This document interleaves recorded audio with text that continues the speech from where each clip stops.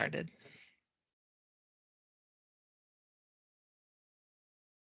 Greetings, everyone.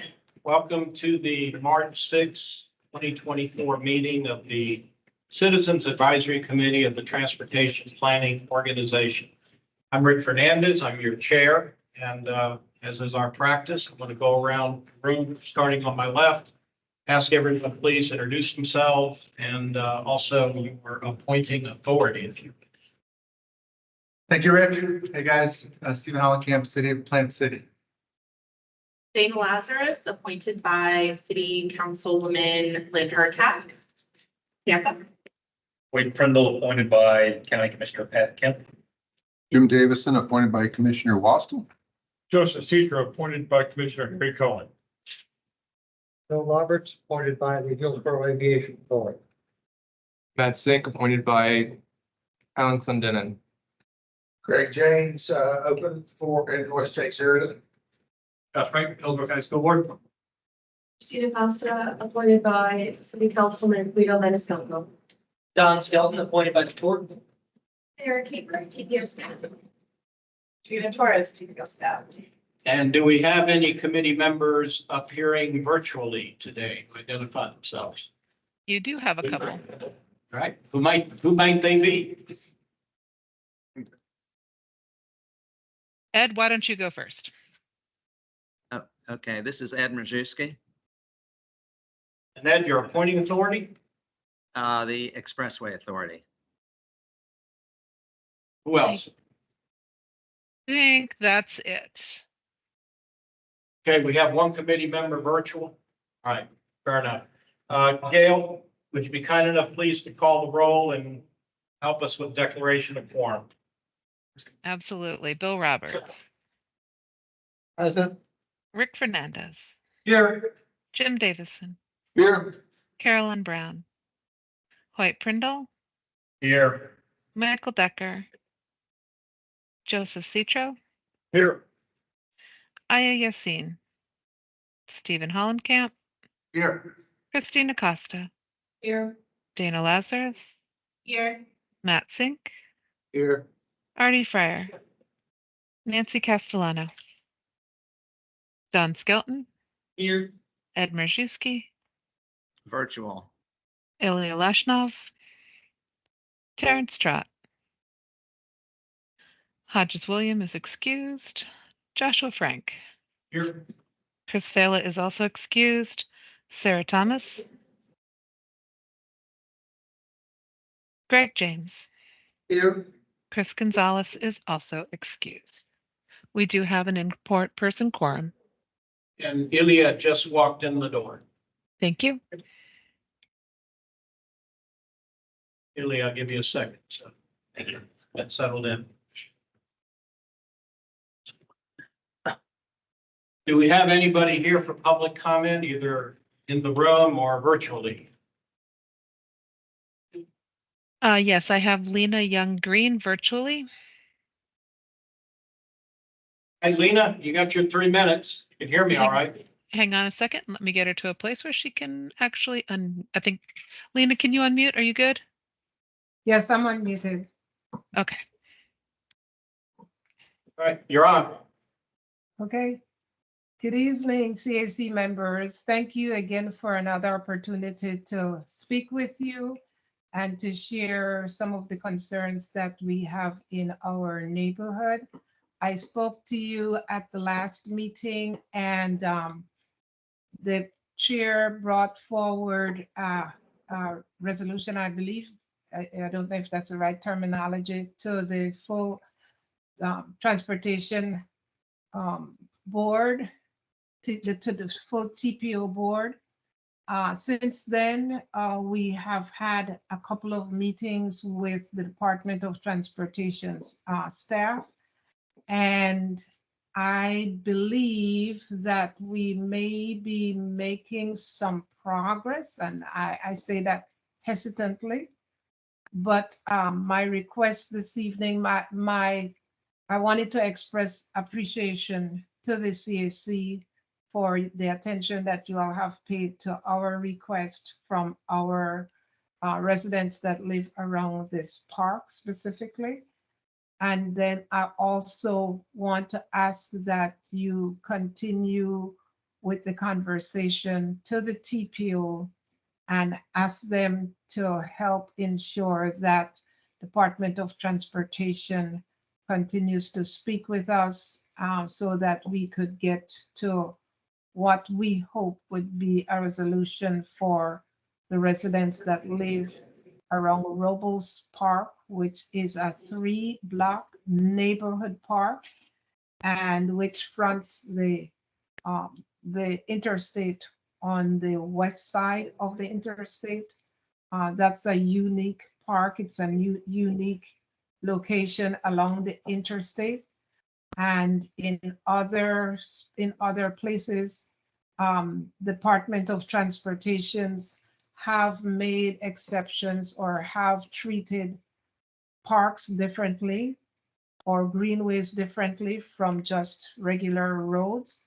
And our request is that this barrier between the park and the interstate be a living natural wall with layers of trees. So that's my request, and ask that you ask the TPO to have DOT continue the conversation with us. Thank you. Thank you, Lena. Any other public comment? Any public comment in the room? No? Okay. Chair's report. Some of this you just heard from Lena, so we'll try to abbreviate and want to give credit where credit is due. The direction of this chair's report is in large part informed by a recommendation, a suggestion that came to me by Dana Lazarus, concerned that the actions that we take here in this room ultimately wind up in front of the TPO board, at least insofar as action items, but we don't frequently get reports back as to how those recommendations landed. So I've taken that to heart, and my chair's reports going forward are going to include notice to you of action items that we took at the last meeting, what we did at the last meeting, and what the TPO board did or did not do with those recommendations. So Dana, that was actually pretty obvious, and I'm knocking myself on the head for not having thought of it myself, but I didn't. So I thank you for pointing me in that direction. I think that was it on that point, right? Yeah, okay.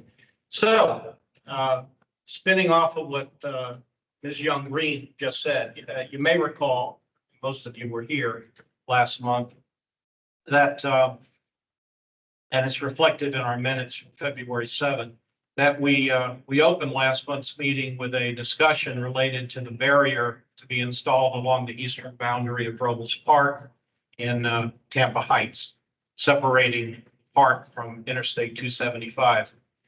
We passed an amended motion recommending to the TPO board that FDOT be requested to re-engage with Tampa Heights regarding the structure of that barrier. The discussion and public comment that we heard on February 7 was largely replayed before the TPO board during their meeting on February the 14th. Ultimately, the Department of Transportation was encouraged to re-engage with us in Tampa Heights. I say us because I'm a resident of Tampa Heights. As of today, the community members have met with DOT and the city of Tampa officials on 2 occasions at the park and adjacent to the construction site. I've been present at both of those meetings in my capacity as a resident, not as a member of the CAC or even as president of the association. We are exploring a range of options from full green wall, as Lena just described, to a concrete wall with heavy tree canopy, layered vegetation separating the wall from the park. The city of Tampa has entered the conversation and discussion, exploring contributions that they might make regarding trees on the park side of Elmore. Some of you may have seen print articles, at least I saw it in print, The city of Tampa, the mayor in particular, is looking to plant, I think it's 30,000 trees between now and 2030 in an effort to rehabilitate our tree canopy. And part of the discussion we had at the park is maybe a few of those 30,000 trees might wind up in Romulus Park to further layer the separation between the park and the interstate. In any event, that was an interesting development. I didn't expect the city to even show up for that meeting, but they did and they were engaged. So that's a good thing. Okay, that's it on that. Second, we litigated 2 action items last month. The first was a TIP amendment. Let's see, what was it? Park fixed guideway and Fowler Avenue resurfacing. We recommended approval unanimously, and the TPO board did likewise by a vote of 15-0. The second action item that we litigated was the 2024 safety performance targets. We recommended approval with 2 dissenting votes. The TPO board approved with a unanimous vote of 15-0.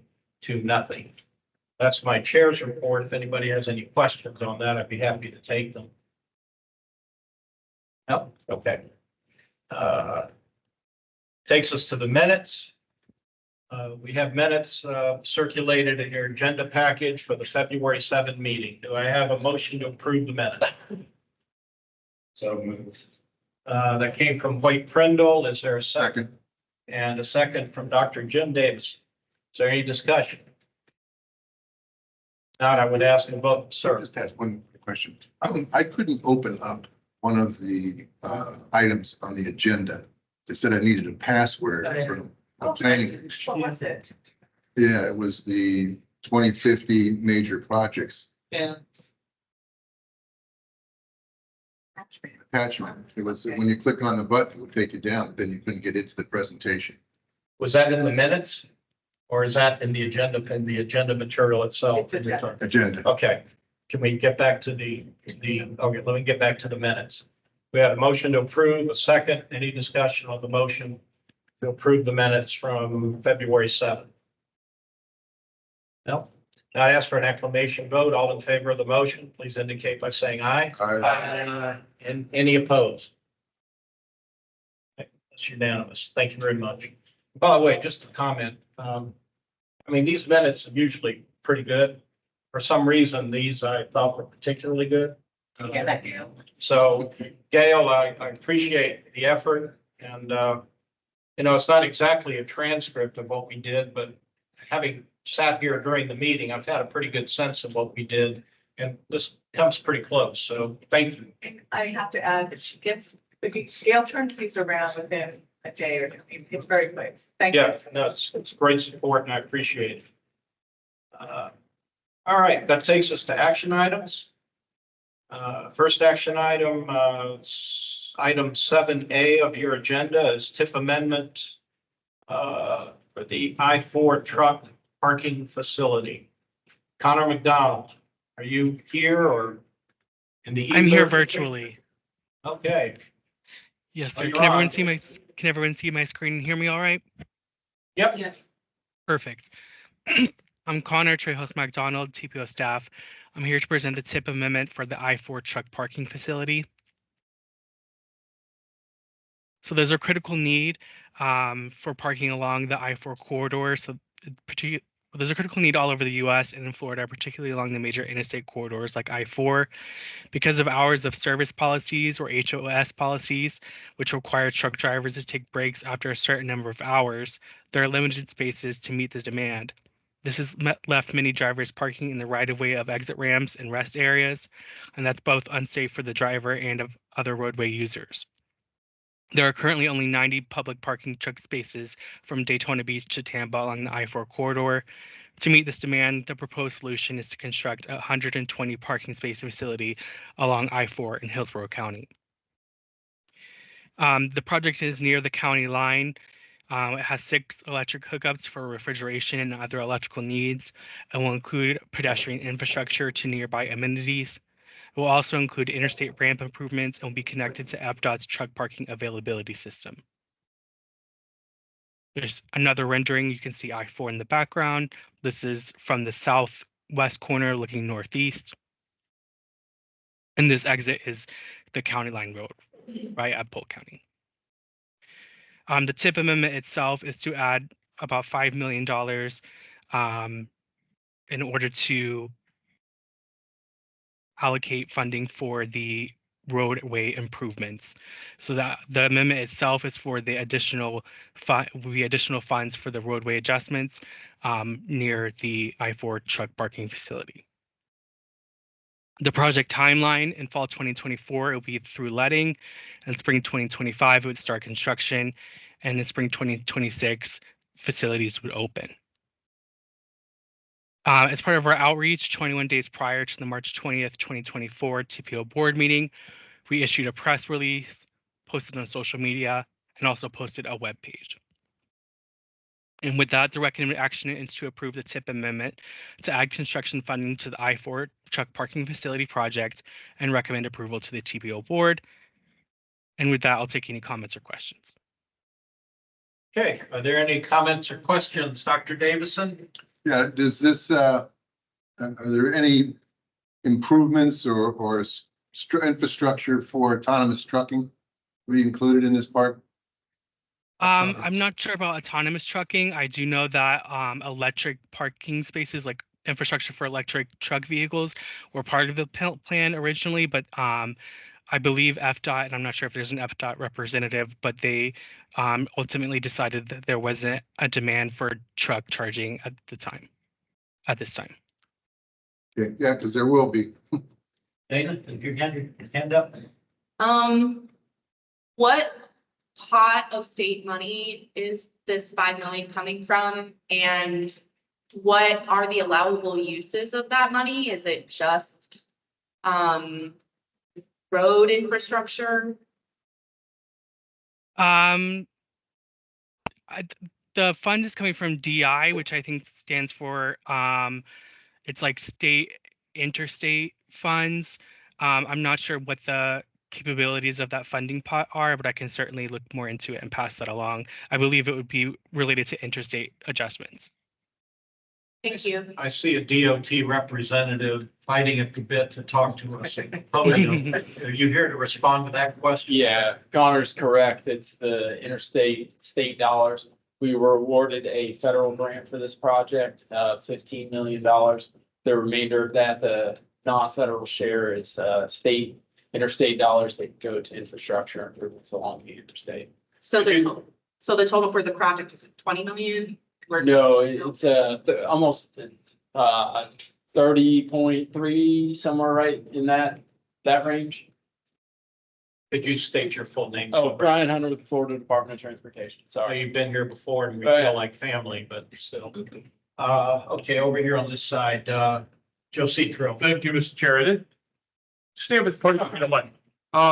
This is for safety, and I understand that drivers need to have rest, but with all the amenities that are going to be given, is there going to be any fees associated with this? No, sir. Strictly open. Okay, yeah, excellent. The electric is going to be used for charging. Is that going to be on grid, or is there hope for any type of solar there that can be used for any type of battery backup to help replenish these trucks and the refrigeration for the electric? So the electrical, 6 electrical stations won't be for charging. They'll be for, it's basically shore power so that a truck can plug into it. Refrigeration, yes, but how, Yeah. that's Right now, it's all on grid. Thank you, Mr. Chair. Anybody else over here that hasn't asked a question yet? Over here, Josh Frank. I have a couple questions. Just looking at the renderings, a couple things. Does DOT have any sort of sustainability or resilience initiatives? For example, looking at this, what I'm seeing is some pretty,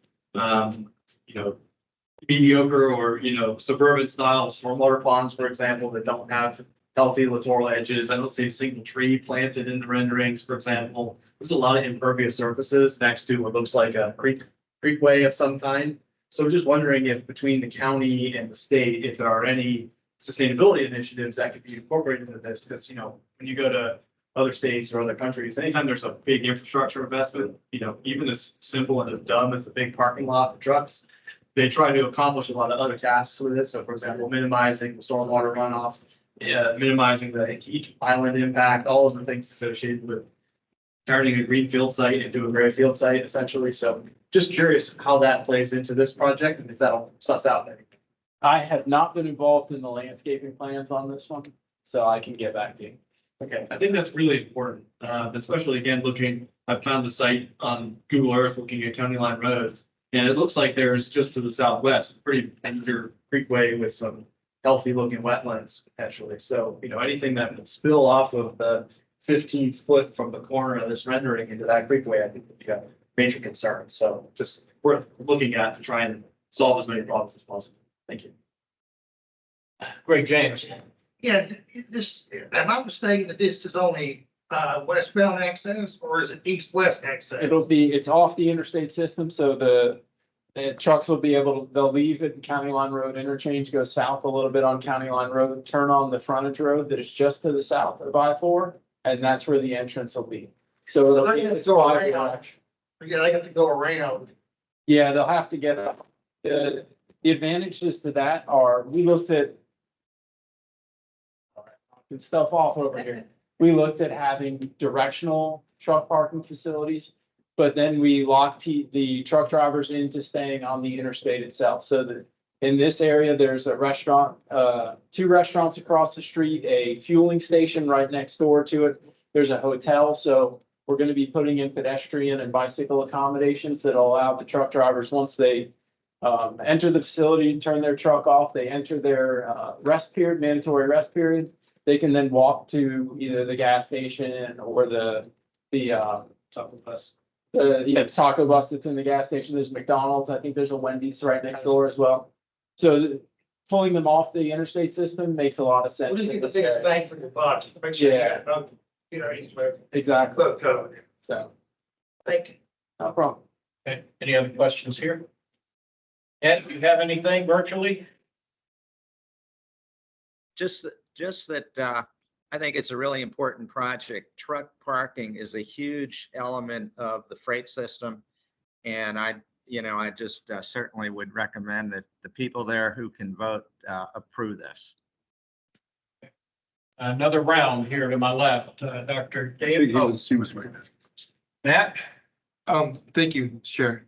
Quick question. Has there been discussions of adding additional electric facilities to help with things like hurricane relief? I know that's ice storage and stuff like that is helpful. They need to have electric to run those facilities. Have they ever thought about using that as possibly having more electric to help stage for hurricane relief? So Being that it's in a good location to push out from. So we are going to use this as an emergency staging area in the event of a hurricane or a weather situation. One of the challenges we have is that if we go over, the reason 6 was chosen is because we go over that, then we have to have a substation installed, and that massively increases the cost of the project. But that is a good idea, that maybe we could look at. There is going to be a backup generator. I don't think it'll be hooked up to the 6 shore power stations, but we do anticipate using this for emergency relief. Thank you. Anybody else in the room that has yet to ask a question? Nope. Dana, did I see another hand up? Yeah. Okay, go ahead. Second round of questions. Go ahead. So, to be clear about the funding for this, there was a $15 million federal grant. Yes, ma'am. So the state has already committed 10 million and now another 5 million. Yes, ma'am. Okay. Why the increase? Just general construction cost increases that we've seen. And also our original cost estimate had lesser facilities out there, but we are putting in nicer, more capacity in the restroom facilities than we'd originally intended. So. Can I also ask what and maybe Connor mentioned it and I was thinking about something else, but the rationality for the location, is it like a hot spot? Is it like? Yeah, so we did a big truck parking analysis to identify locations. There were 3 priority locations in the district. This is one of the 3. Another one is like State Road 50 and I-75 in Pasco County or Hernando County. And then Southern Hillsborough County near the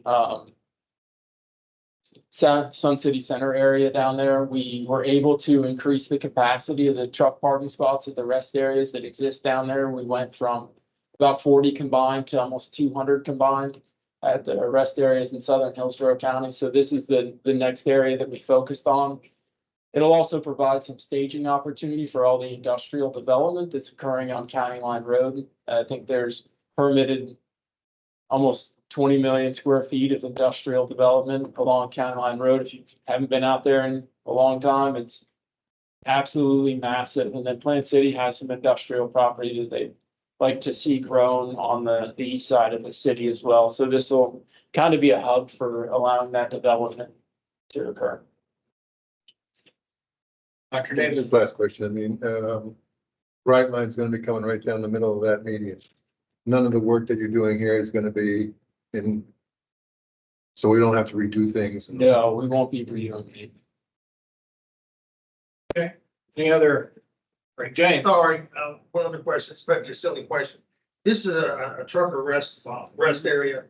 Was there any thought put into, putting some EV stations for individuals because of hurricanes come and people that have EVs, may need a spot to charge, evacuate down I-4. I didn't know if the electric was going to be put in and the infrastructure's there. Was there? No, there's a couple of reasons for that. One is safety. We don't want to mix trucks and cars. Yeah, that's really the primary reason. Is we want to. This is going to be for trucks only, and so we want to keep it that way. Okay. Any other questions in the room? Mr. Chair, one last one. Since we have all mentioned this word hurricane, if the electricity gets knocked out and the grid goes down, why not think about putting some solar with battery backup, just in case the electricity does go down in these times of hurricane? Seems logical. Yeah. If you're wanting to save the refrigerated goods on these trucks during an emergency, why not think about putting some solar there? I will take that back to the project. Thank you, Mr. Chair. Sure, thank you. Any other questions? Or for that matter, for Connor, since he was the presenter. No? Okay. We have a recommended action to approve the TIP amendment to add construction funding for the I-4 truck parking facility project. Is there an enabling motion? Joe Citro so moves. Is there a second? Second. Ilya, seconds. Is there any discussion on the motion? No? Okay, I see no discussion on the motion. This is a TIP amendment. Do we need a roll call? Yeah, not for CAC. No? Okay, well, then acclamation vote, please. All those in favor of this TIP amendment, please so indicate by saying aye. Aye. Anyone opposed? It's unanimous approval. Thank you. Thank you for. That Connor saying, Yep. thank you. You're welcome. Have a great night. You too. Okay, second agenda item for action is action item 7 Bravo. This is multimodal counts report. Ben Gordon of TPO staff. So Ben is pulled over to the Green Waste meeting, but that's okay because he would be introducing our consultant who's going to present this anyway. So Katie Hatfield. Katie needs to be given the opportunity to share her screen and she'll be presenting this item for us. So she's K8 something. Yeah. Here I am. Yeah, thank you. Thank you, Gina. Let me just, I believe, it looks like I can share my screen right now. So let me go ahead and get that going. We can see it. Okay, but before you get cranked up too much, would you state your full name for the record, please? Absolutely. My name is Katie Habgood, and I'm a consultant transportation planner with Patel Green and Associates. So we were a sub on this task to collect multimodal traffic counts in Hillsborough County, specifically on the high injury network corridors. So you've probably heard of regular traffic counts, right? The traditional counts that happen regularly, frequently, comprehensively, and those really focus on motor vehicles. And the focus of that is then to determine levels of congestion. That's how we kind of have always measured what we call level of service. It's based on congestion, it's based on vehicles. The TPO said, well, you know what, that's kind of not good enough. We need to know more. And they moved forward with this task to conduct multimodal counts, which really documents people. It's not less concerned about congestion and just understanding where people are, where they're on foot, where they're on bikes, how they engage with facilities. Are they in the road versus on a sidewalk versus in a bike lane? These counts also did include vehicles because it's really important to know, you know, what kinds of volume are people on foot and on bikes contending with, or are they avoiding possibly? But this is the best source to track all trips on foot or on bike, not just recreational. There is the source called Strava, which is fabulous. It gives a really great idea of where people are walking and riding, but that is pretty much solely recreational. This project really let us know where people are traveling as transportation. So the project focused on the high injury networks, and I know you guys are familiar with this as well as part of the Vision Zero action plan that was adopted in 2017. And we really wanted to understand how many people are using these corridors, these high injury corridors, high risk corridors, on foot and on bike. So, you know, our vulnerable users in somewhat dangerous places. So there were 80 locations throughout the county where the data was collected. You can see all of the locations here. So an individual went out to each of these locations and set up video capture systems. And just, I like knowing how things work, so I thought you guys might too. So here's just some pictures showing kind of the weatherproof box. That's where that actually held the recording device and the battery. And then beneath it is the actual camera itself. Then it was attached to public property, had to be public property. It was often just street signs like you see there. And then the camera was telescoped up quite high. And then the technician, you can see him in his safety vest, he would confirm on his phone that the view that the camera was capturing got the entire right of way. So you could see it's capturing the sidewalk, it's capturing the road, it's capturing the sidewalk on the other side. And he would make sure it was operating right. So then every location ran for 24 hours. If it was a location in proximity to a school, it operated during a school day, didn't operate on the weekend. And then we got back, after some time, we got back a really fabulous spreadsheet, a number of spreadsheets actually, just chock full of data. And you're not meant to read this data, but I just want to show you this kind of the quantity of information that was returned from this. So we understand the user type. Is it a pedestrian? Is it somebody on a bicycle? Where were they? Where were they? You know, people can see on the video where they were in the roadway. And then we also understand which direction they're going.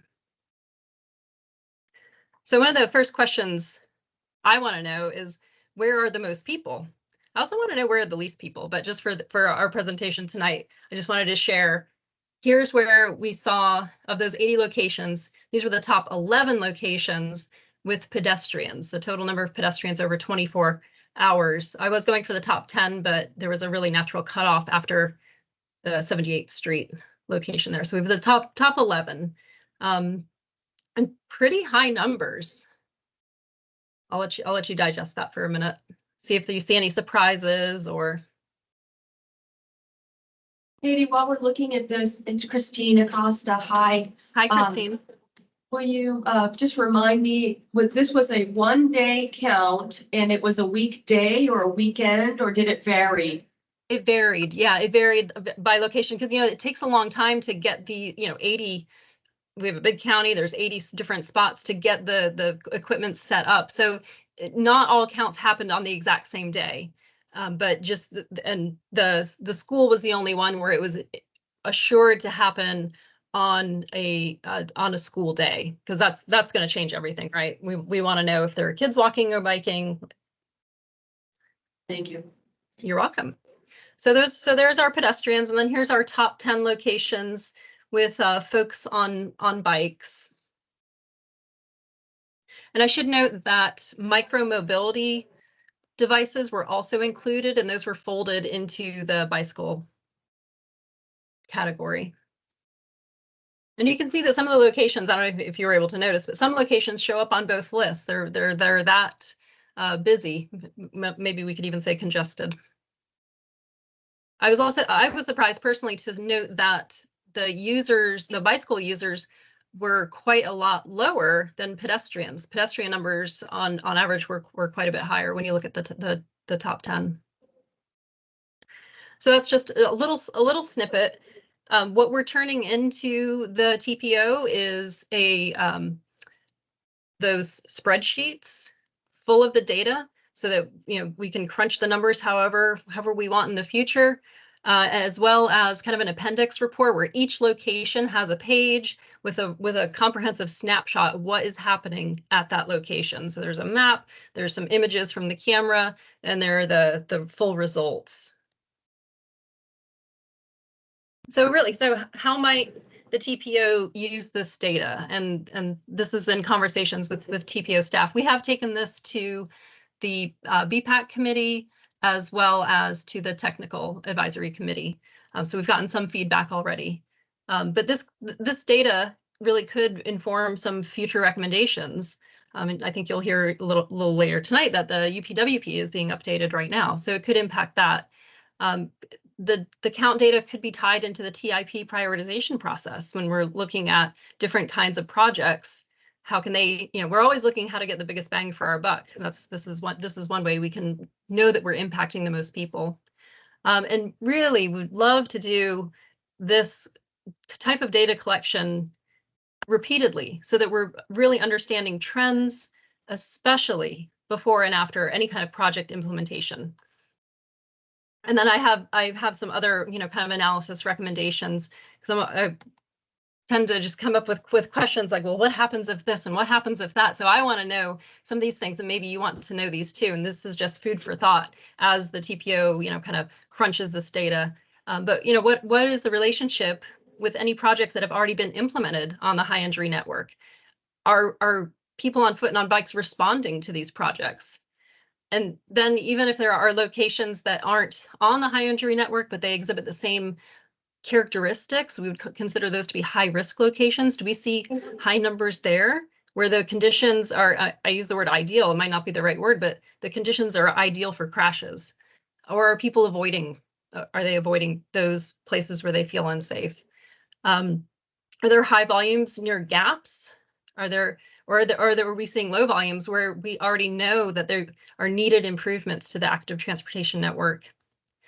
Are there, this is getting a little, but like, are there low volumes between higher volume locations? So like, is there kind of like a desert almost, really indicating that folks are avoiding that corridor, that stretch, that intersection? And then are the users on the intended facility? And if they're not, what are the barriers to that? So that's a summary of the report. There is this is under action items, and I believe Gina, you can correct me, but I believe the action is to accept the report, and we'll be taking it to the board with your approval on the 20th.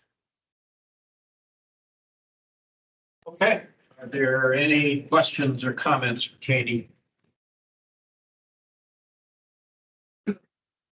Yeah, usually. Oh, okay, I'll start over here. Dana? So it was just one day, 24 hours. And I understand scope issues and cost issues, and 80 locations is a lot of locations. But it would be cool to have more of a cross section of times or days across the year. Even just like one day per season or something like that, instead of just the one day, because things can vary so much, I feel. But so I'm just wondering, what time of year was the one day? Was it clustered in a specific time of year? Yeah, it happened in late October. It's kind of over the, I don't know the exact, but I would say over the course of about 2 weeks, 10 days to 2 weeks. So it wasn't in the midst of summer. That would have been a poor choice. Because you're gonna get maybe fewer people. If they have any choice, they're probably not gonna choose to walk or bike. Also, just out of curiosity, were the users counted manually? by Yes. Staff? Okay. Yeah, yeah. So it was the other sub is a specialty data collection company, and the processing end of it, they have people who watch the videos and count and make note of where they are. They find that that is actually more accurate than trying to program an algorithm that could then just automatically process it. They say they have a 98% accuracy rate. Thank you. You're welcome. Jim Davis. Yeah, I noticed that there were quite a few of those top 10 in the university area, Bruce B. Downs, Fowler, Fletcher, 15th Street, Bayshore Boulevard. Was there any connection between job centers and the looking at the high risk in the users for this? Because it's going to come to where they start to bring in the train, the Bright Line. There's been research showing that all of these accidents increase when they bring those new types of modals in. And I'd like to be proactive instead of reactive to when that happens. And is there anything you can contribute to that with this study? I mean, that's definitely something we can look at, you know, as we, again, kind of crunch the numbers. You know, no real analysis has been done with this study. It truly is just the data collection, the accounts. But I think that's a great question as well. You know, and if you look at where the high injury networks are, they're not, they're near a lot of the job centers that we know of. You know, when we're talking about USF, we're talking about the, I mean, less downtown, but that real kind of clustered area near 275. So you're right. There could be a connection there. Right. Anyone else on the left side of the room?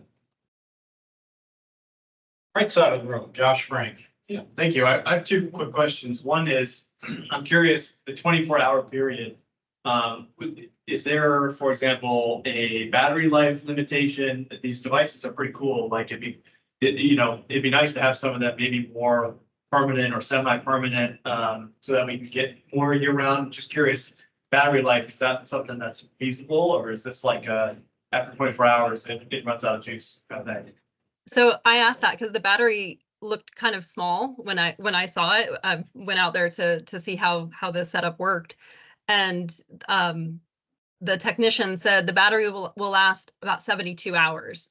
I was impressed. I wish my phone lasted that long, but I don't know. You know, if we're talking about a longer life setup, you know, if it's just kind of out there permanently, it would probably need a different sort of power source. But it just seemed like maybe that was my thought, was if it did last longer, you know, it would be nice to at least leave it up for the maximum amount of time to maybe get the well-rounded picture. I mean, you're already getting folks to go out there and capture it, set it up, might as well leave it up for a couple more days. If you do it in the future, might be worth just leaving it up until it runs out of juice.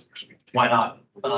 So that was one thought. And then the second question was, in determining the sites, I think you said there were 80. Obviously, you chose it based off of the high injury network. Is that correct? Yes. Yeah. So the high injury network is already skewed towards larger state and county owned roads and not necessarily smaller, slower local roads, which are often the choice for people walking and biking. So I think that's also a little bit of a incomplete picture when it comes to the way people are actually using our network for biking and walking and using mobility devices. So for example, I don't know, did you include any city streets at all in the study, or was it all county and state? yeah, TPO staff picked the actual locations. So I don't, Gina, were you involved in that conversation? Yeah, the only city streets that were in the high top 50 We're only a couple of. Right. Yeah, so we just worked off of that. I mean, of course, there's more users all around, but if we're gonna focus some of our dollars on reducing trash fatalities, that's Yeah, helpful. I get the rationale, but I think it maybe also skews the result. So it might be worth, even if it were just as a control, to have some city streets on there, for example, for comparison. So that we can understand when we see 15th Street between Fowler and Fletcher and there's 200 and some people using it 24-hour period, is that a lot? Or is that not a lot compared to, say, 15th Street between MLK and Hillsborough, which, maybe in the thousands or maybe in the teens. So I think from context in judging how useful this data is, a little bit more of a well-rounded picture would be helpful.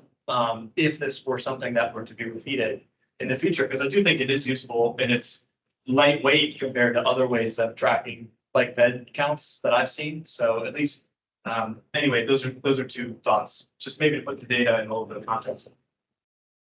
It's great. Great. Thank you. This was outsourced to a vendor, right? This wasn't done by the county. It was outsourced to a vendor. Yeah, we hired our consultant, after the counts. So the equipment and all the work that was done was by an outsourced to another vendor, right?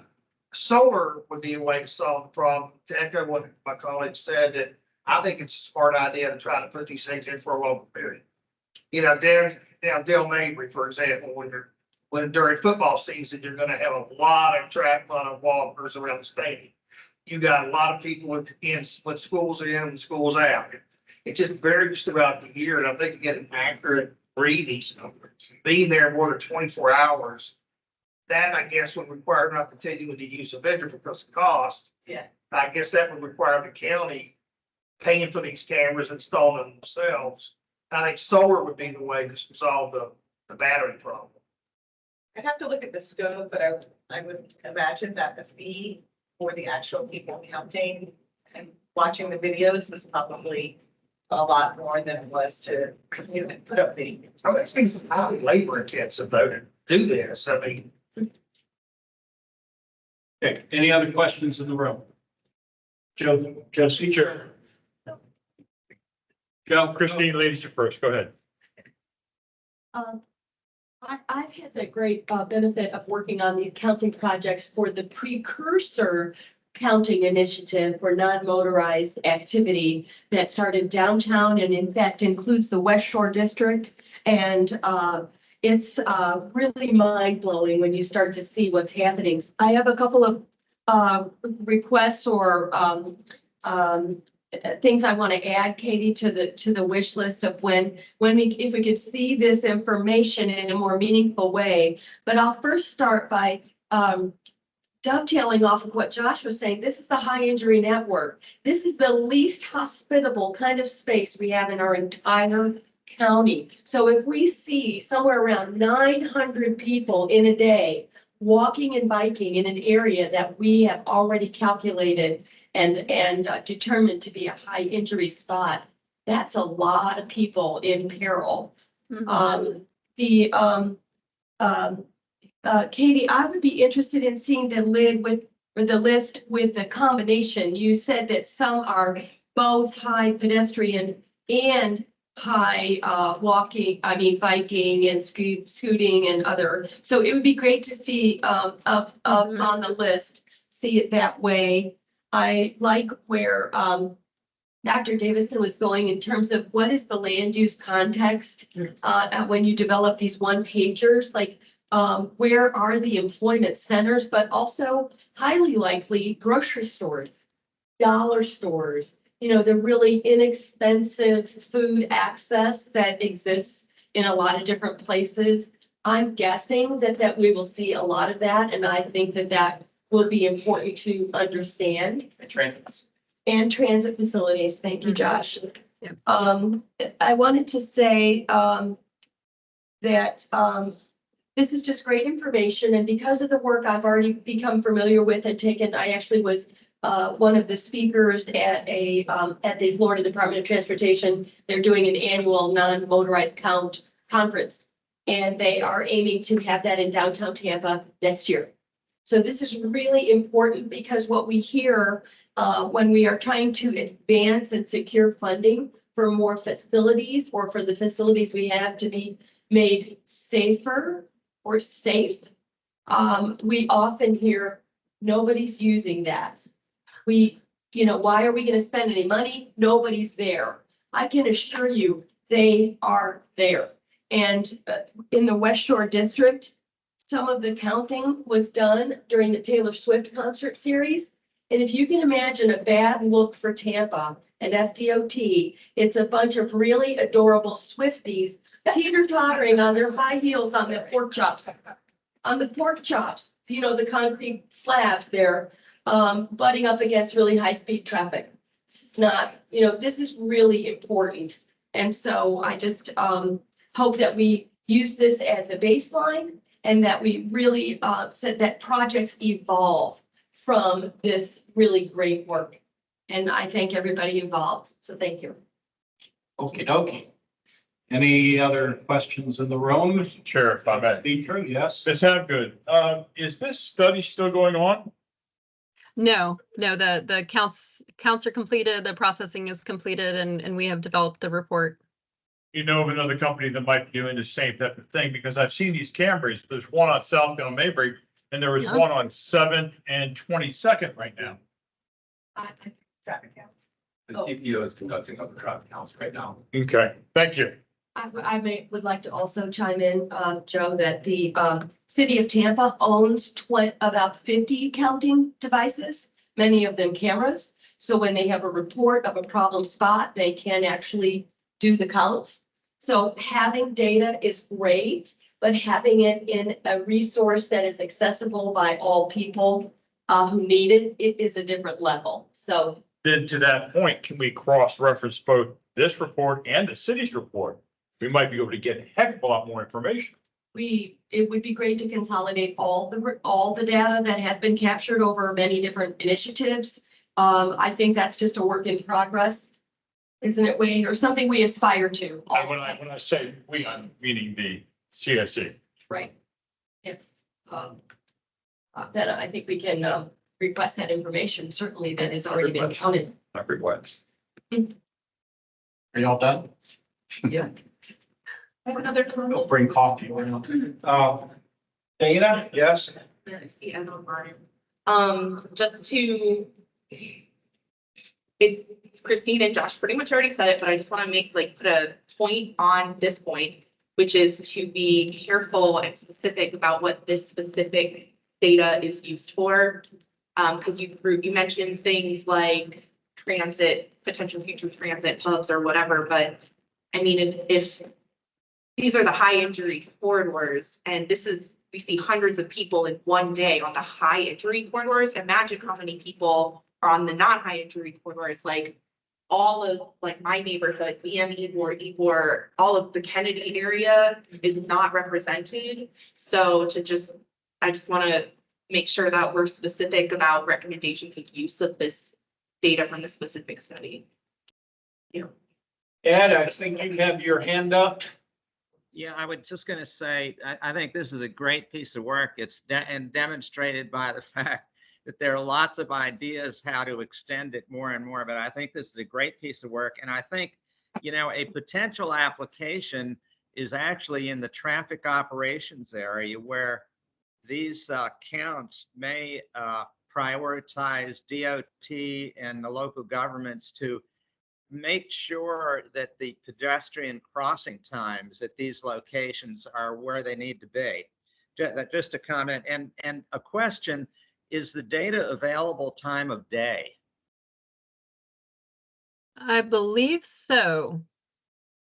I mean, it just seems like another swipe at it would be, are these clustered during, certain hours of the day? And,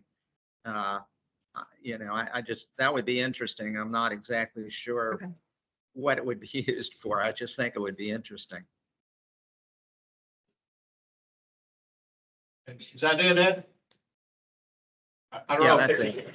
Yeah, I don't know. Is there a response to that, Katie, or? I don't know that they are time stamped. I don't have the spreadsheets open in front of me. And trying to look at my little picture here. It looks like it's combined as one day. So what happened during that entire day? Okay, okay. Yeah. It's a great start. I mean, that's for sure. Christine, you have another question? I just want to add to my list, Katie, of follow-up information when this is presented again, that we are able to discern which locations are within the city boundaries. I know they're not city roads per se for the most part, but in or outside of the city limits would be interesting to understand. Great, thank you. I'm just writing that down. I have a question, Katie. This is Go Rick for it. Fernandez. Hi. You've received recommendations from more than one member of the CAC about ways to supplement the report.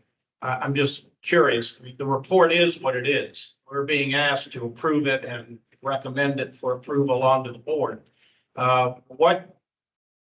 What guarantee, I don't guarantee is not even the right word, but what chance is there that what we are telling you now actually gets netted up into a report that will supplement this at some point in the future? What's the process for that? That's my question. Yep, thank you, Gina. It's your question. It's my question to answer because what we hired our consultant to do, or what we asked him to do, is this data collection. It's us now that takes that, us, the public works departments, the DOT, that take this information and apply it in different ways. Now, I did hear Dana loud and clear, and I really liked what you said. I like what I said. And I'll, document these things, but as we use this information, this is really important. And as we plan for future, we talk about the PWP next, about future work projects, that your comments are all going to be reported here. And I can put it, I'll have it in a folder with this project. All right, well, I guess what sort of backing into here, since you're recording this, and certainly it's being reported anyway, mechanically, as part of my chair's report to the TPO board, I'm thinking that something other than, let's assume for the sake of argument, that we actually approve this, or what's the word? Accept the report and send it on to the TPO board. That it should be accepted and sent on to the TPO board with an annotation that would include the comments that were being made here. So the TPO board hears it, and they hear it in real time, not a year from now. So, I can certainly do that, but since you've been taking copious notes, maybe between the two of us. Okay, would that satisfy your concerns about memorialization? Yeah, the TPO needs to hear this. Yes. Not just when we approve it, but they need to hear what our concerns are. Josh? Just really very quickly, this was a subtask under another contract for the Vision Zero action plan, or was this This is it's a standalone. okay, what was the contract amount for this? Just curious. 80? 80K? Yeah. So that's above or below the threshold that it needs to go to RFP? Do you tell me? We have a list of general planning consultants for, we do not have to go out for RFPs. Above 100K, I think, or something like that. We definitely have projects that are above 100K that we use our general planning consultants for. So this is a type of project that could be recurring frequently, once a year, this is done or updated or expanded or something along those lines. Leading us into that. Okay, that's great. I was just building off of what you said, Chair, about, memorializing our thoughts about this. I think one general thought is we kind of like this kind of study and this kind of data. We'd like to see it done maybe a little bit more robustly, but it's something that it seems like could be done more frequently as well. So. Okay, well, I will certainly do my best to capture your concerns. With my backup here, my wings in, I think we probably can do it, and I'll look back over the recording as well. Okay, I don't see any other hands in the room. Ed seems satisfied and happy on picture up on the wall. So the recommended action is to accept the report and forward it to the TPO board for their approval. Is there an enabling motion? So the, Josh Frank makes the motion. Who was first up there? Christina Costa seconds. All those in favor by acclamation, please indicate by saying aye. Aye. Any opposed? Unanimous. All right, thank you. All right, that takes care of our action items and we're right on schedule. So good job. Status reports. We taking them in order? Is there any, no shuffling? All right. Development of the FY 25 and 26 UPWP, Unified Public Works Program. Good try. It's the Unified Planning Work Program, and we really should spell that out. I got note to self. Okay. I've done that for 7 years and I never get it straight. Okay, great. So Amber Simmons. Yes. Hello, everyone. How are you? Hey, good. Wonderful. Again, for the record, I'm Amber Simmons, TPO staff, and the purpose of this evening's very brief 8-slide presentation for you is to give you an idea of what the Unified Planning Work Program, or UPWP, is, what it contains, our estimated 25 and 26 budget, as well as the timeline for development. And just in case you were curious, the cover photo that you see here happens to be from our 2023 Walk of Silence.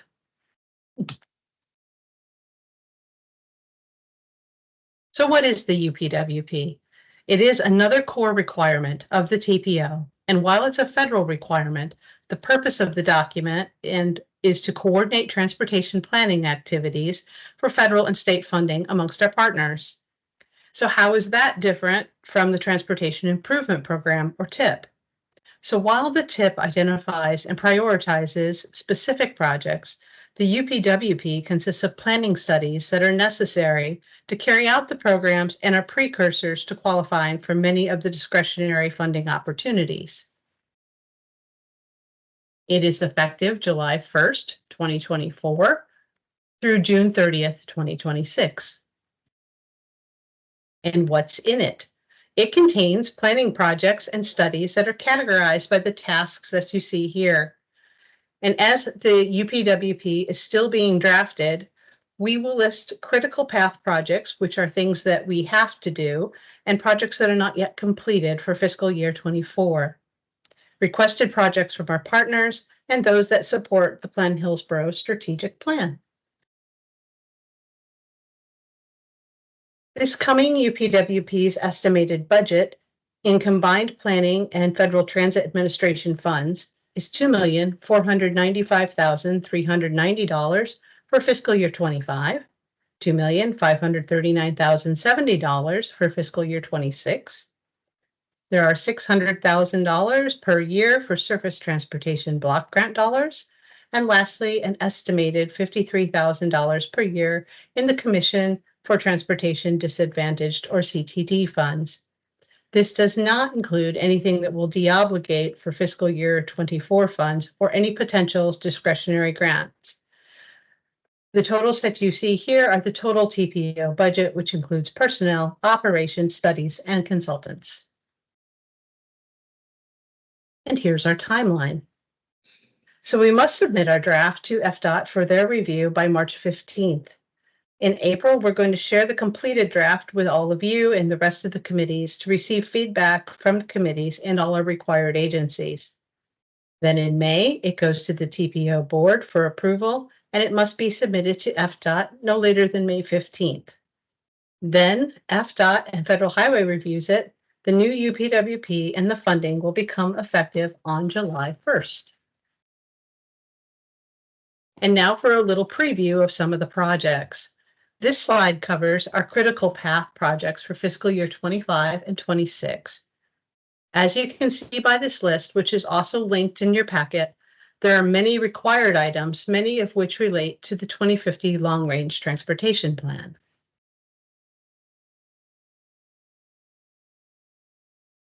The next slide are some of the projects that partner agencies have requested that are being considered, such as transit, complete streets projects, non-motorized planning, technology, freight, and multimodal studies. The second bullet down on the left-hand side, Temple Terrace non-motorized planning assistance. they have asked us to switch the wording and put Temple Terrace multimodal planning for assistance, and we will correct that before we submit the official draft to FDOT. And we wanted to give you this explanation of the Unified Planning Work Program and the development timeline so that you have a sneak peek or preview before the April completed draft committee presentations. And thank you for your time. Any comments, questions? Comments, questions? Dana Lazarus. Just a quick comment that I appreciate having something like this, like a preview of a major plan that we're gonna see a draft of later. So thank you for this presentation. Of course. Matt? Thank you for this presentation. Question for the partner agency requests. I didn't see anything for like the streetcar extension into the Tampa Heights area. Is that on there somewhere that I didn't see it? I don't think it came in as an official request. But that most of these requests came in, what you see here came in by letter during the, what they called the Around the World tour, when they were doing the TIP projects and prioritizations. That one is like, so this is not necessarily an exhaustive list. And one of the things that we're doing is these presentations, and some of the projects that are ongoing or already happening will be continued. But as Amber mentioned, the city of Tampa in their request letter did not specifically reach out to us about that project. It could be because of where it is in the planning process. And we do have flexibility if something were to change to amend the UPWP. So if the city of Tampa comes to us and says we need to change things around, or something happens with any of these projects, and a partner has request a change, or let's say there's a funding change, maybe we have a discretionary grant, which we were anticipating using some of our allocated dollars for. A discretionary grant is available, so we don't need to use that funding on that. It might free up some of the funding capacity as well. So there's a little bit of flexibility as the 2-year period goes on. Thank you.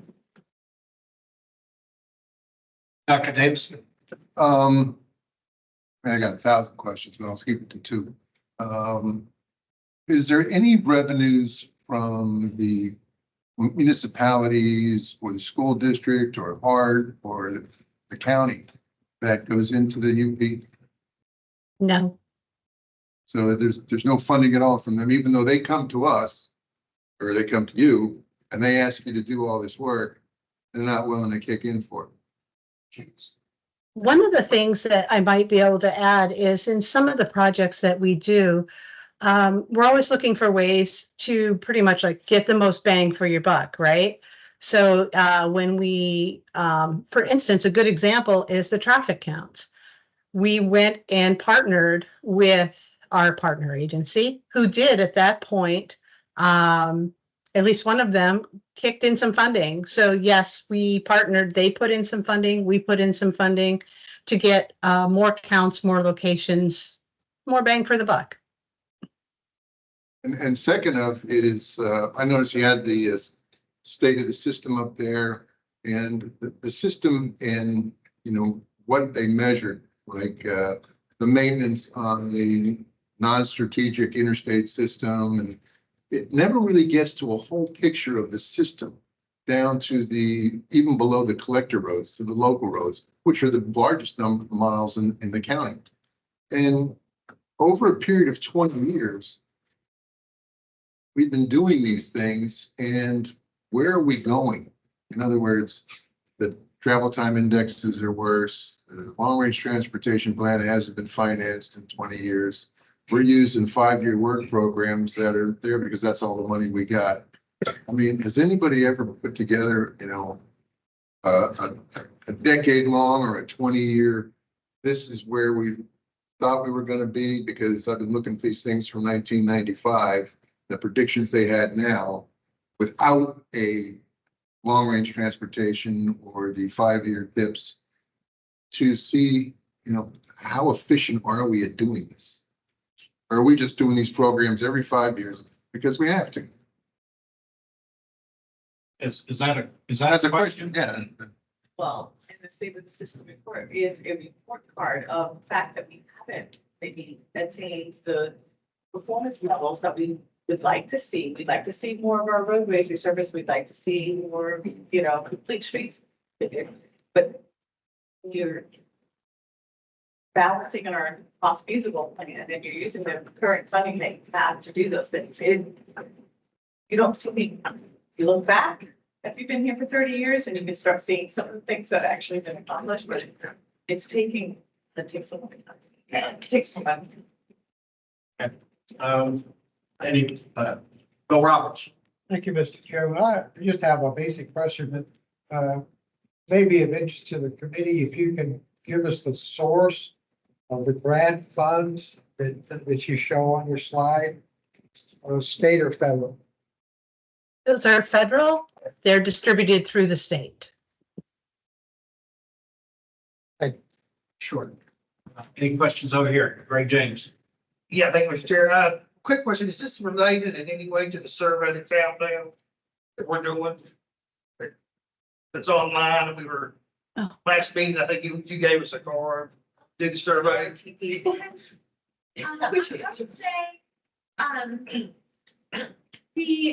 the presentation and the Unified Planning Work Program is, I'd like to think of it as the TPO's budget.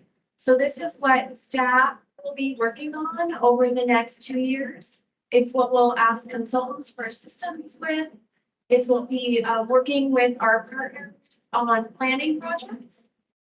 The survey that's out there right now is looking at what projects will go in the long range plan. So like year 5 to 30 from right now. And we definitely, once the long range transportation plan is adopted, which the funding for that is in this UPWP coming up, we need to finish the long range plan in that 2-year period. But depending on, as we get to the end of the budget, the 2 years, that second year, we certainly could start to think about, are there projects that we need to do to get ready for some of those things in the long range transportation plan? So it's a little bit, I would say, of an indirect connection, but it is all part of the system of how do we plan, develop the long range plan, and then how do we think about, do we need to prepare anything? So those projects that are in the long range plan maybe could move into the TIP and then move towards that funding strategy. Well, surveys from the people, from the citizens, what they want. Yeah. And so I would think that would have some importance into our planning in the future, because that's what the taxpayer wants. Yes, and that's what the survey that is out there now is to help us understand what people want to put into the long range plan. Thank you. Any other questions on the right side of the room here? Anything virtually, Ed? You have anything? Nope, I'm good. No hands up? Okay. This isn't an action item, it's a status report, so if somebody has other questions or comments. I have a quick comment. Yes. That's for the record, the state of Dana Lazarus. Thank you. I just have to say, I still, after all these years, don't fully grasp what the difference is between all these plans. I would love an infographic of all the plans and who mandates them, what information is shared, what plan informs the other plan. That what information is shared. That would be cool, but that's all, just a comment. I second that. I was gonna give a different answer than Sarah or something in addition, because when we do have our unified planning road program, and it points to a study of a quarter study that we're gonna look at out in the county. Well, those recommendations to move forward on doing something on that roadway eventually find its way, hopefully, to being implemented and in the community. So like they all, okay. That doesn't help. So an infographic would actually do better. Okay, it's almost, I'll say it very shortly. UPWP is the 2-year budget of planning that the TPO staff and consultants will do. The TIP is the 5 years of projects that are funded. So like now through year 5, along with the priority list of what we want to see added to that. The LRTP starts in year 6 and goes for another 20 years after that. So the TIP is like the first part that attaches to the long range plan. I don't know if that helps our making of it. It does. I just think that if we could see it visually, it would help everybody, and maybe you would be a great person to make it. To be honest. Thank you. Okay, status reports, 7B, 2050 plan needs assessment for major projects. Wade Reynolds. Deferred from last. Yes, deferred from last month. Thanks for coming back. Yes, sir.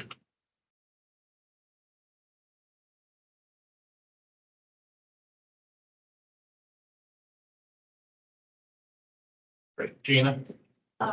You did check the links. You were able to open it and Wade heard you when he was back there. So I don't know what happened. Yeah, I needed a planning commission username and password to get it, which I didn't have. I don't know how to hack, so. Well, I'm gonna make sure you get a copy of whatever it was you needed. It's in the slides. We will check on that, Dr. Davison. Thank you. Wade Reynolds, Hillsborough TPO staff. I'm here to talk to you about the 2050 Long Range Transportation Plan Needs Assessment for major projects. So the sources of these projects, requests from local jurisdictions, existing local priorities, regional priorities from the TMA, that's the Transportation Management Area of the 3 counties, Pinellas, Pasco, and Hillsborough. The SCTPA, which is the Suncoast Transportation Planning Alliance, which also includes Polk, Hernando, Citrus, Manatee, and Sarasota. And the FDOT Strategic Intermodal System Plan and the FDOT non-SIS projects, those that are not on the Strategic Intermodal System. So in 2045, this was what the cost feasible projects map looks like. Projects do have to be, major projects do have to be on the 2045 cost feasible plan to be included in the TIP. So here you can see expansions of I-75, I-4, and I-275, as well as I-75 and the veterans, Lutz Lake Fern Road widening, US 92 widening, Martin Luther King widening, Lithia Pinecrest widening, Bell Shoals Road widening, Paseo Al Mar extension of Apollo Beach Boulevard, US 41 widening in 2 locations, Causeway Boulevard, State Road 60, and a couple of others that I may have missed, as well as interchange improvements. Yes, sir, Mr. Sorry, but this map looks very similar to a map that appears in the 2050 survey document. That's what I was thinking. That'll be the next map that we're going to talk about. So are those little colored bubbles there? Do they correspond with the colored bubbles on the survey, or are they different? The ones on the next slide will correspond with the bubbles in the survey. Okay. This was the 2045, the existing cost feasible plan, and what we were doing as part of that survey is looking at the public input on what projects are being considered for the 2050 plan. Okay, I apologize for the interruption. Not a problem. So all of these projects, as well as the new projects that are in that survey, are going to be considered as part of the 2050 plan, as well as priorities and unfunded priorities in the TIP. This is sorry, it's actually 2 slides. I misspoke. This is just an example of what the 2050 Strategic Intermodal System Plan looks like for District 7. You can see the I-75, I-4, and US 19 improvements, for example. It also includes, let's see.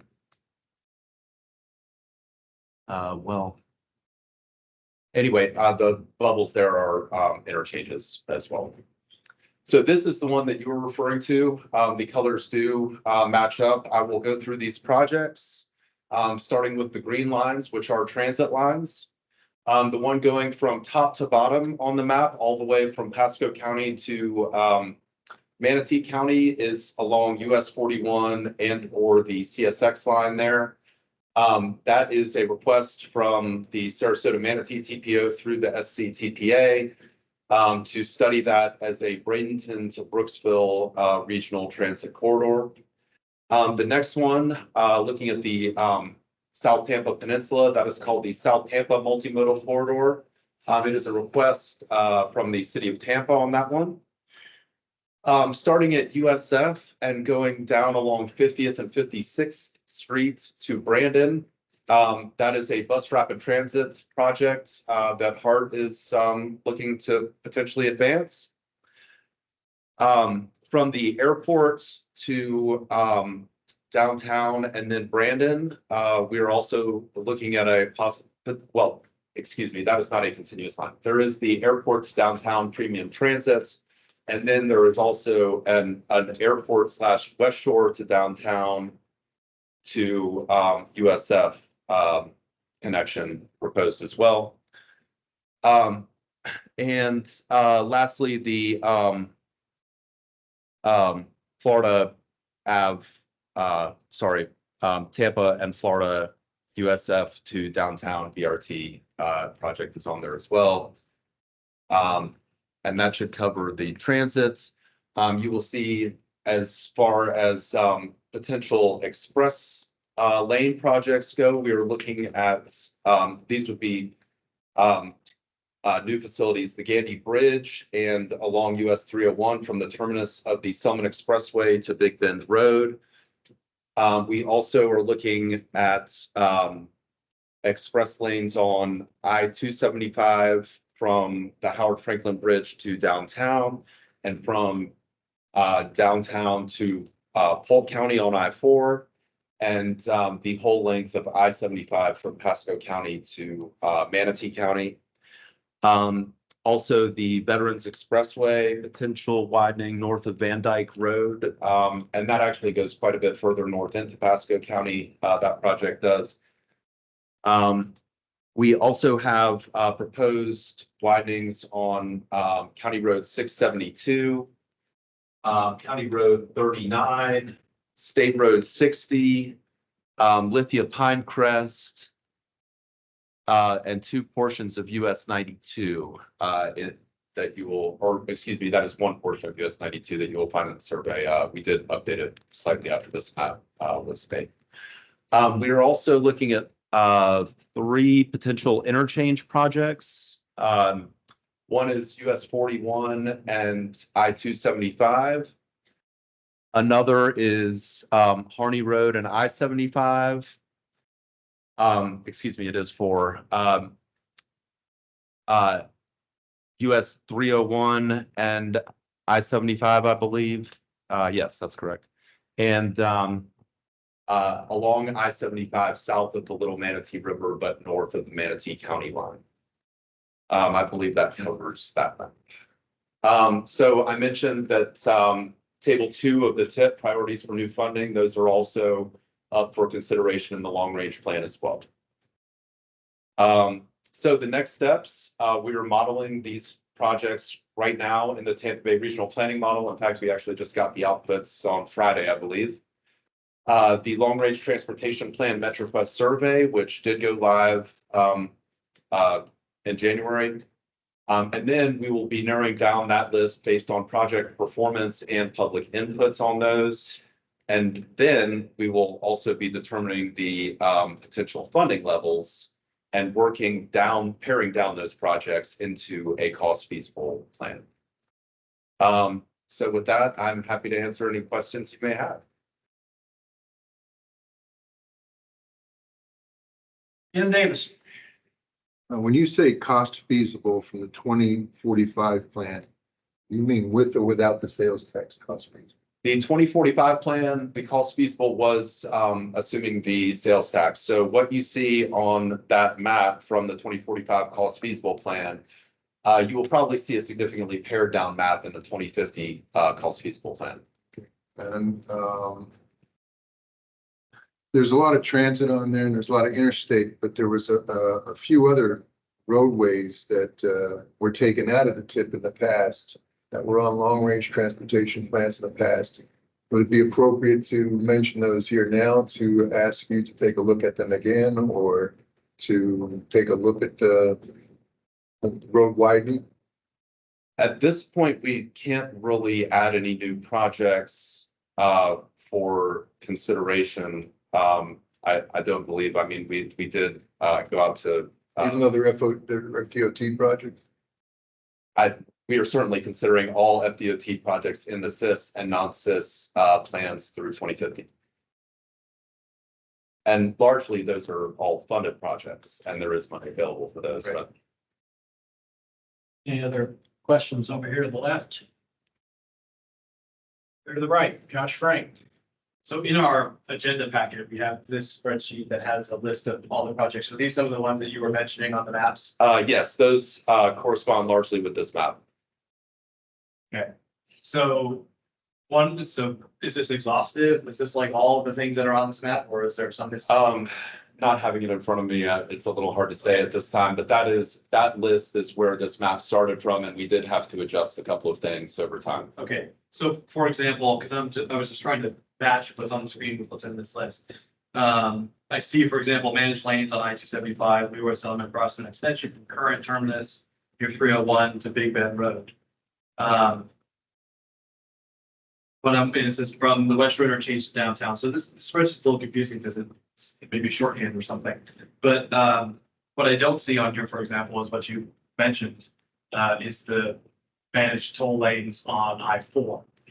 Yes, sir, that's that orange line. So was that in the 2045 or is that new? I believe it was in the 2045. Yes, sir.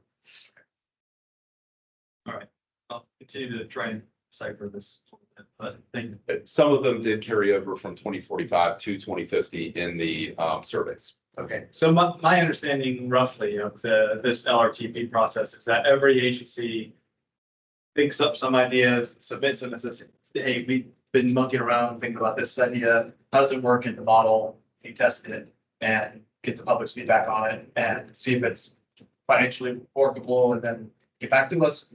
And then that's basically it. You update that every 5 years? A little more than that, but that is certainly a part of it. And where many of the projects come from is from the agencies, things that they have been exploring in their longer range planning. Steve? This might be a really dumb question, but premium transit, there's no waterborne transit reflected here. We actually currently, there was a suggestion of a water taxi, and you will see that in that spreadsheet that we were just talking about. We did get feedback on that in 2040. No, I thought we got it in 2045. It did end up.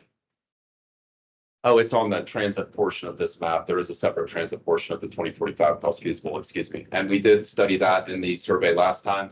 We were trying not to overwhelm people with too many lines on that map. So some things that we had previously gotten public feedback on or tested in the model, we are not retesting in the model or retesting in the survey, if that makes sense.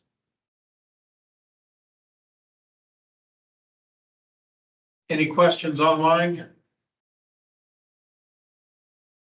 No. Back around for round two, Jim Davison. And getting back to what he was saying about the premium transit, is that those lines, most of the roads are FDOT improvements. The toll lanes, all that stuff is going to be paid for by the state. The green lines, the transit lines, that is going to require taxes by the local tax dollars, the match, the 25% match and ongoing operations. Even though none of that stuff has been financed, only once did they ever pass it in the last 25 years, and doesn't look good again. How do we keep adding these things in there, even though they keep being struck down? The sales taxes, they don't alter. I mean, there's other ways to pay for transit, but it always comes down to a sales tax. And I think that's in the new revenues that they. Certainly, many of these may fall off in the final cost feasible plan.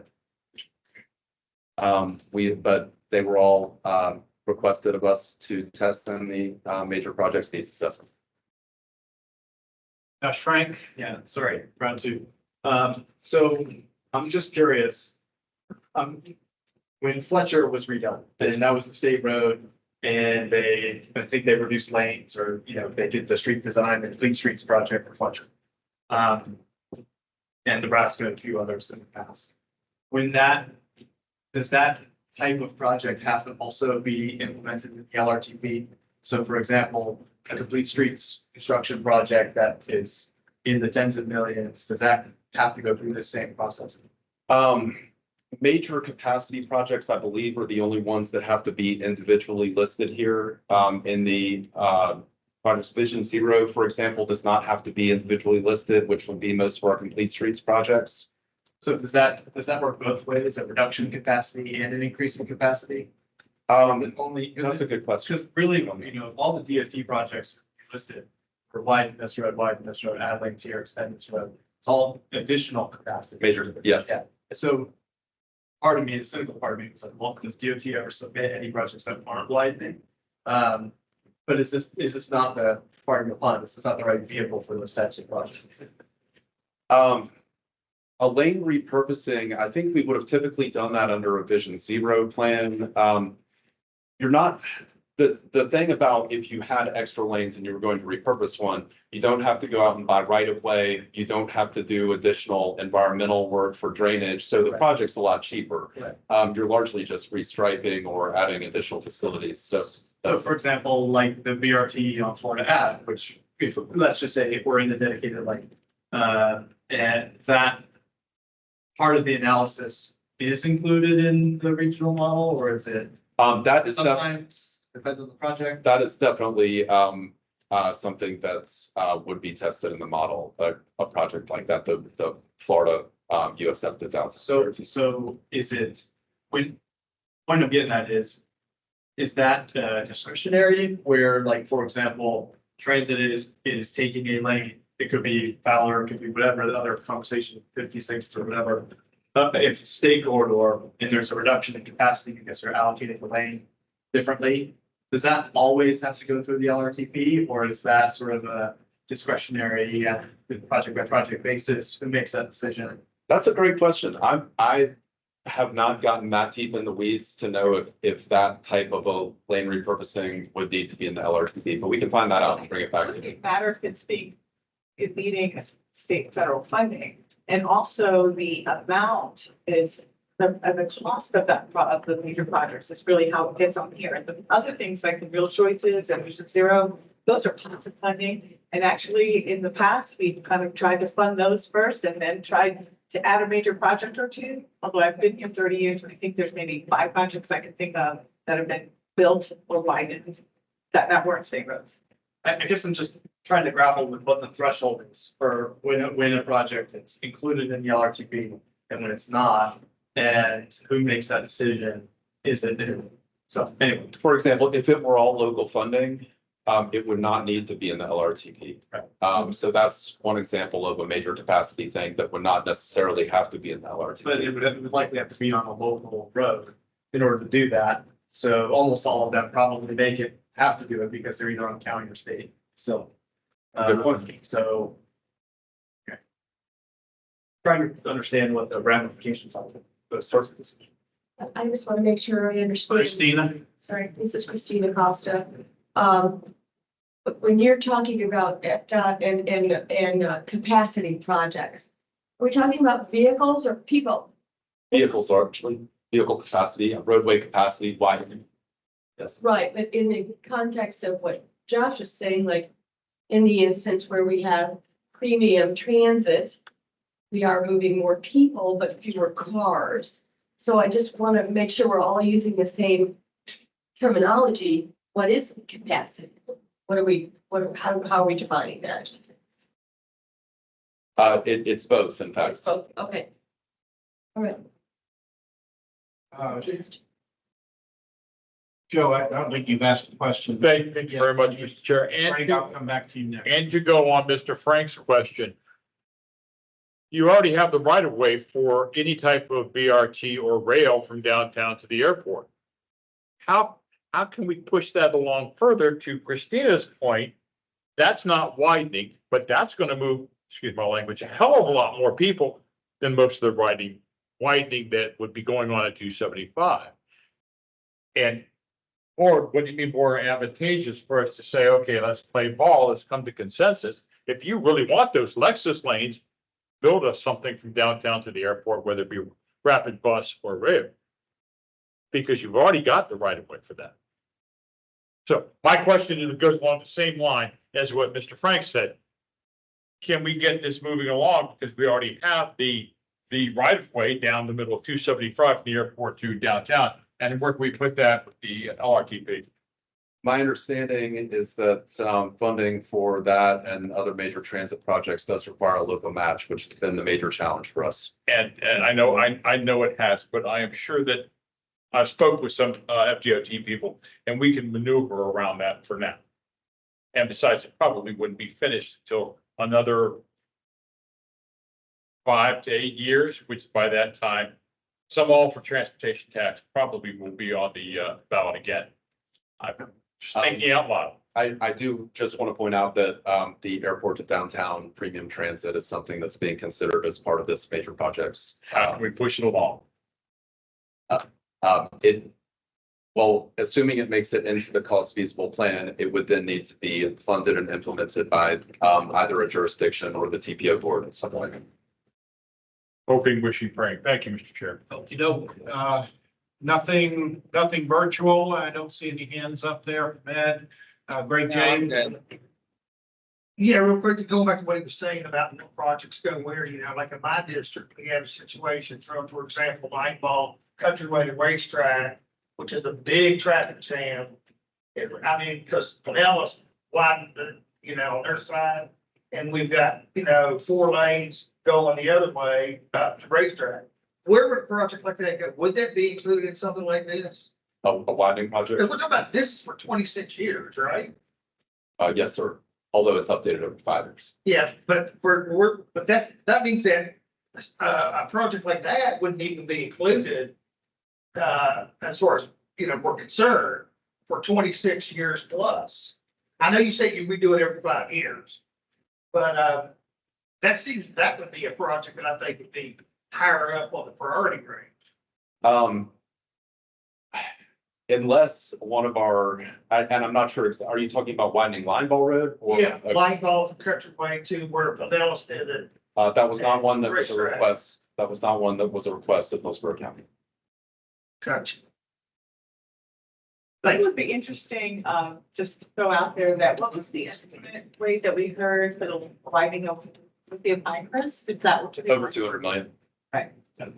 So the county is giving us roads to check to and analyze with this modeling and to ask the public for their thumbs up and thumbs down in this survey. There's lots of other projects probably that they would have, you know, added, like the one that you're mentioning, but to be reasonable, they're asking us, we have 23 projects on this list for 2015. Okay, Wade, thank you. Thank you very much. Appreciate it. All right, we're about 5 minutes off our agenda timeline, but we're still doing okay. Status report, C. This is the 2050 LRTP outreach survey. Gina, you think you can do what needs doing in 5 minutes or so? No. Okay. Well, what is it you're trying to do? What do you want to do? My goal here is to get the CAC members to complete the Access 2050 survey. Now, I've heard from a few people that you've already done it.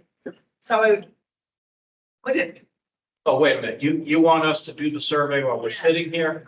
No. right, so that's why I asked you earlier if we should Yeah. adjourn, but those who want me to walk through the survey and want to stay after we adjourn, I'd be happy to do that. It's access2050.org, or I can walk through it and we'll do it together, so. Okay. Now, I think that's a great suggestion. After we adjourn, if you want to stay, work with Gina on that. I will make one quick comment on that issue. I did the survey today. And generally pretty easy to work through. Yeah, that's pretty much the same format we've seen before. But one concern I have, and this is my bad for not having explored it more, share it because it was my experience. There are a number of roads and intersections on that survey that you're being asked to judge up or down, thumb up or thumb down, that I'm not familiar with at all. And I'm looking at a road that, I'm being asked to decide whether or not it should be expanded from 4 to 6 lanes, and I've never even driven on it. I don't know the area. Might as well be on Mars. My thumb up or down is of no use to anybody. It's just a guess. So I understand now that it's possible to just pass those kinds of questions on without having it kicked back at you for not having completed the survey. That's what I should have done. I did not. Unfortunately, so I probably gave you some bad thumbs up and down. But I'm just sharing my experience. You can avoid that trap. It was a trap for me. Okay, so we're going to come back to that after adjournment. Unfinished business, new business. Next CAC meeting is April 3rd. Do we have any new business, sir? I wanted to ask, you were talking about hooking up the UPW and the 5-year plan and the long-range transportation plan. Could we have a presentation of how all of this fits into the transportation element of the comprehensive plan? I mean, we haven't financed one in 25 years, but the plan keeps going on. Okay, so that's a member interest issue that you can add to the list. All right, that's good. That's a good suggestion. Any other new business? Josh? Just very quickly, we visit this every now and again. We still currently have 6 vacancies on the board, including parts appointee. Joining here? Yes, which is Chair Vieira. So I would just reiterate, as we do time to time, that we reach out to those folks who have not yet appointed a member or the member at large seats that need to be filled. Yeah, Art would have been helpful. Yeah. Okay, any other new business? Steve? Chair, as a member interest, I attended the Tampa Bay Partnership State of the Region presentation a couple of weeks ago. Is everybody here familiar with that? Tampa Bay Partnership. So they do a peer assessment with 15 other major metropolitan areas. And it's a report card of how we're doing. And I found it a little disheartening, but very, very interesting and important information for us to understand. And I wondered if the CAC would like to, try and see if we can have an abridged presentation of that report card shared with our group. Add to the list. Hopefully we get to it sometime before your term's over. This is getting pretty long, but we've got some good suggestions. Don? For member interest, I was hoping that maybe we could have someone from the county can I talk to us about the Upper Tampa Bay Trail. So Hillsborough County is into bicycle or pedestrian friendly. That was one of the spots where people could go for long runs or long bike rides. And kind of without warning, the trail has now been cut in half because the bridge, you can see the roads both sides from Lineball going towards Sheldon. You can see it, that bridge, which apparently it's pretty old. It goes back to the 1800s. I guess the county has known that at some point it would have to be replaced, but their response now is, well, it's closed and it won't be reopened until summer of 2025. And that's a really long time to take that amenity away from bikers and pedestrians. That amenity has been counted. And I'm looking. So I'm sorry, Don, what are you asking for? Status? If we can get some kind of status update or some kind of report on what exactly happened. Okay. What they're planning. Thank you. I wasn't aware. All right, any other member interest, new business? Yeah, I'll just mention that I requested update on the Ybor Brightline location. They chose one that is like HCC North Ybor area. So I just want to know what's Northeast corner of New Chio and Paul. that's yeah. Okay, so before I adjourn, I just looked up at the wall and it reminded me. Lena Young Green was here and offered public comment again, and I think she made a specific request of us that we advance the issue of the Ruggles Park wall to the TPO board. To be perfectly honest, I don't know the vehicle by which we would do that at this point, but I'm open to suggestion. If anyone here believes that there's something more that we can do that we've already done at the last meeting, I'd be happy to hear it. Matt, you have any thoughts? You're of the neighborhood. I don't have any suggestions at this point, other than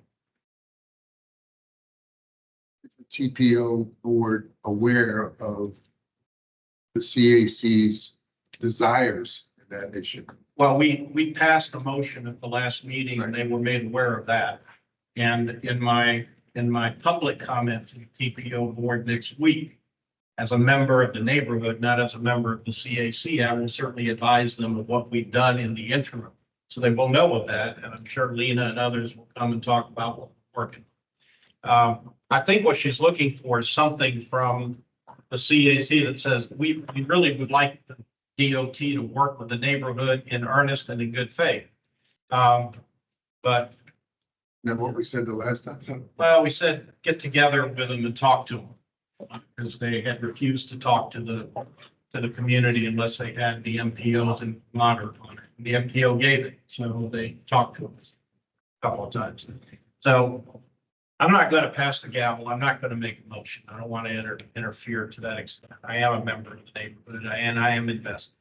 But if anyone has any thoughts, again, I'll be happy to entertain them by way of motion or otherwise. Could we send a thank you to the board for pushing the FDOT into getting together? We could. We should say a thank you. So sometimes saying thank you is, that's not a bad idea. And to urge them to continue, meeting the desires of the people of Robles Park area. Okay, well, I could take that as an expression of the sentiment of the CAC rather than as a motion, assuming there is no one here that has an objection. Mr. Seatree. Thank you very much, Mr. Chair.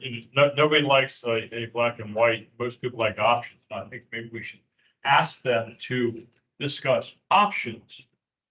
That's what we're doing. But emphasize the options, not to say yes or no to anything, but to listen to the community. Yes. And listen to their options.